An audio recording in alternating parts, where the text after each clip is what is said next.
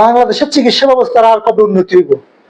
আর কত মানুষে সব ডাক্তারের কাছে চিকিৎসা লইতে যায় জীবন দিতে হইব? আর কত জীবন দিতে হইব?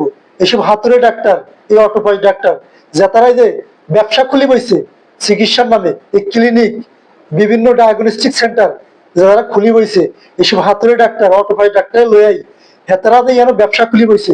এই এতাও কাছে চিকিৎসা লইতে যাই, এতাও কাছে চিকিৎসা লইতে যাই, কত কত রোগীর আর জীবন দিতে হবে, কত মানুষের জীবন দিতে হবে। সম্প্রতি নরসিংদীতে এক প্রবাসী মায়ের মেয়ের সামান্য টনসিল অপারেশন করতে যাই, ভুল অপারেশনের কারণে এতের মাইয়া, এই মাইয়াটা মারা গেছে।